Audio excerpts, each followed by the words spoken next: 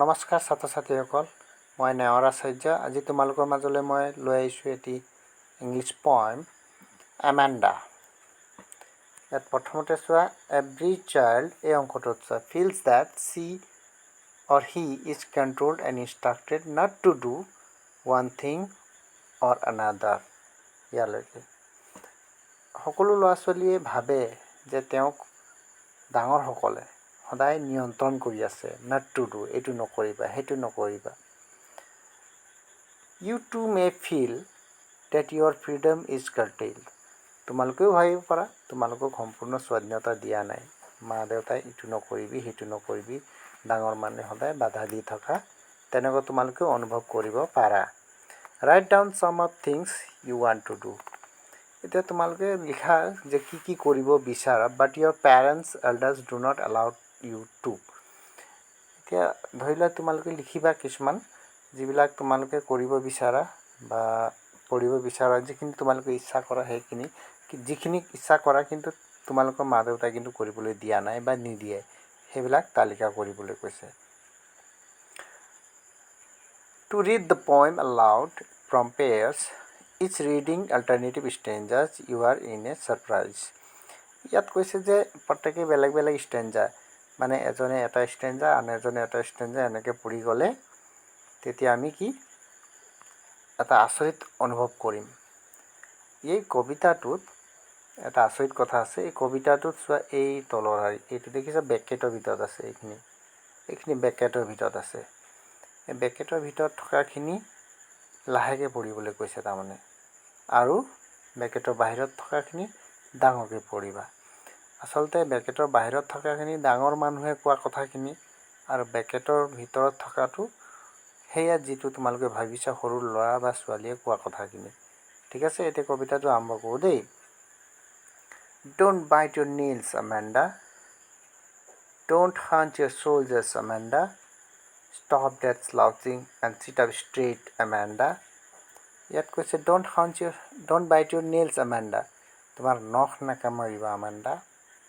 Don't hunch your shoulders, Amanda. আৰু তোমালোকে এইটো shoulders মানে কাণটো কুচাই নাথাকিবা বা জোকাই নাথাকিবা। Stop that slouching and sit up straight. Slouching মানে উৎপাত কৰি থকা, তাৰমানে চটফটাই থাকিব নালাগে। চিট আপ ষ্ট্ৰেইট, ভালকৈ বহা, এনেকৈ কৈছে। তাৰপিছৰ ষ্টেঞ্জাটো এমেণ্ডাই কোৱা কথাখিনি, কিন্তু ইয়াত তেওঁৰ কথাখিনি মানে শুনা নাযায়, স্পষ্ট নহয়। হ'ব, ইয়াৰ পিছৰ ষ্টেঞ্জাটো আমি পঢ়িম দেই। There is a language in emerald sea where the sole inhabitant is me, a mermaid drifting blissfully. বহুত ইয়াত গভীৰ কথা কৈছে যে দেয়াৰ ইজ এ লেংগুৱেজ এমাৰেল চি, তাত এটা এমাৰেল চি মানে সেউজীয়া পৰা সাগৰ থকা, আৰু লেংগুৱেজ মানে অকলৰে থকা আৰু শান্ত। ৱেৰ দ্য চ'ল ইনহেবিটেণ্ট ইজ মি, য'ৰ চ'ল ইনহেবিটেণ্ট একমাত্ৰ বাসিন্দা মই, অকলে থাকিম তাৰমানে। আ মেৰমেইড, এই মেৰমেইড শব্দটো তোমালোকৰ কাৰণে নতুন হ'ব পাৰে, কিন্তু মেৰমেইড শব্দটো জলপৰী। একচুৱেলি ইয়াক কোৱা হয় half portion of human and half portion, লোৱাৰ পৰ্চন ইজ আ ফিছ। তলৰ অংশটো মাছৰ আৰু ওপৰৰ অংশটো মানুহৰ, এনেকুৱা দেখুৱায়। এনেকুৱা এটা প্ৰাণী, কাল্পনিক প্ৰাণী হয়। ড্ৰিফটিং ব্লিছফুলি, ড্ৰিফটিং মানে যিটো পানীত যিটো মাছবিলাকে সাঁতুৰি থাকে আৰামত, কোনো দিশ নাথাকে, কোনো নিৰ্দিষ্ট ৰাস্তা বুলি নাই, য'ত মন যায় তেনেকৈ। ব্লিছফুলি মানে আনন্দ মনেৰে। Do you finish your homework, Amanda? Did you tidy your room, Amanda? I thought that I told you to clean your shoes, Amanda. ইয়াত আকৌ গালি পাইছে, শুনিছানে? তুমি হোমৱৰ্ক শেষ কৰিলানে, আমাণ্ডা? আৰু did you tidy your room, Amanda? Tidy মানে ৰুম পৰিপাটি কৰা, তুমি ৰুমটো পৰিপাটি কৰিলানে? I thought I told you to clean your shoes, Amanda. আৰু কৈছে, মাকে কৈছে বা দেউতাকে যিয়ে নহওক, কৈছে যে মই ভাবিছোঁ তোমাক মই জোতা চাফা কৰিবলৈ কৈছিলোঁ নেকি, মানে মনত পেলাই পেলাই গালি পাৰি আছে, হয়নে? ইয়াৰ পিছত ষ্টেঞ্জাটো আমি চাম দেই। তাৰপিছত ইয়াৰ পিছত চোৱা, I am N orphan roaming the street, a pattern soft dust with my horse bare feet. The silence is golden, the freedom is sweet. So I am an orphan. Orphan মানে মাওৰা, মা দেউতা নথকা ল'ৰা ছোৱালীক orphan বুলি কোৱা হয়, ঘাট মাওৰা বুলি কয় যে। roaming the street, ৰাস্তাত অনাই বনাই ঘূৰি ফুৰা পাৰিব, মানে ঘূৰি ফুৰা ল'ৰা। I pattern soft dust. I pattern soft dust with my horse bare feet. মই ভৰিত পুৰা ধূলি মাকতি, মানে ধূলি লগাই একদম ধুনীয়াকৈ ধূলিৰে চামনি পেলাই মই খালী ভৰিৰে খোজকাঢ়ি ফুৰিব পাৰিম। The silence is golden, the freedom is sweet. Silence is golden মানে কোনোবাৰ গালি সাপনি নুশুনা, এইটো কিমান মজা লাগে। Freedom is sweet, স্বাধীনতাটো বহুত সোৱাদ লগা হ'ব। Don't eat that chocolate, Amanda. এইটো চোৱা, don't eat that chocolate, Amanda. সেই চকলেটটো কেলে খাইছা? Remember your acne? acne মনত পৰিছেনে তোমালোকৰ? মুখত যে ওলাই গুটি গুটি, চালমাইনা নে কিবা এটা কোৱা হয়, সেইটো। Remember your acne, Amanda. তাৰপিছত কৈছোঁ, will you please look at me when I am speaking to you? মই যেতিয়া কথা কওঁ মোৰ মুখলৈ চাবিনে নাই? চোৱা, এনেকুৱা ধৰণৰ কবিতা। তাৰমানে মাকে হয়তো জীয়েকক কৈ আছে, তুমি চকলেট সেইটো নাখাবা, তোমাৰ পিম্পল ওলাইছিলে, এই চালমাইনা ওলাইছিলে যে, হালমাইনা নে কি, সেইটো মনত পৰিছে। আৰু will you please look at me, মই কথা কওঁতে মোৰ মুখলৈ চাই থাকিবা, ক'ত তলমূল কৰি আছা, এনেকৈ কৰি আছে। ইয়াৰ পিছত আমাণ্ডাই মনৰ ভিতৰতে কি কৰিব চোৱা।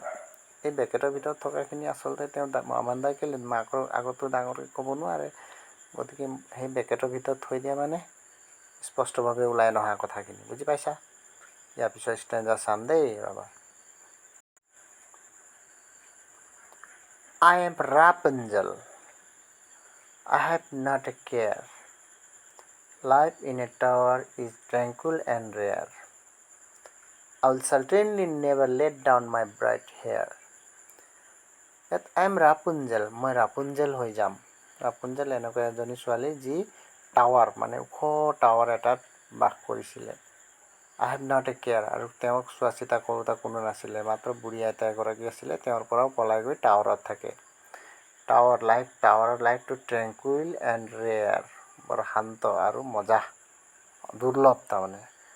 I will certainly never let down my bright hair. আৰু তাৰ ওপৰৰ পৰা মই মোৰ ধুনীয়া ব্ৰাইট চুলিখিনি, উজ্জ্বল চুলিখিনি তললৈ মেলি নিদিওঁ। আচলতে এটা ষ্টৰী আছে, ৰাপুঞ্জেলে সেই টাৱাৰটোত গৈ চুলিখিনি মেলি দিয়ে আৰু চুলিখিনি বহুত তললৈকে আহি যায়। তাৰ পৰাই উঠি গৈ যখিনীজনী আইতাকজনীয়ে তাক ধৰিছিলে, সেইকাৰণে কৈছে মই চুলি মেলি নিদিওঁ বুলি কৈছে। মাকে এতিয়া কি কৈছে? Stop that sulking at once, Amanda.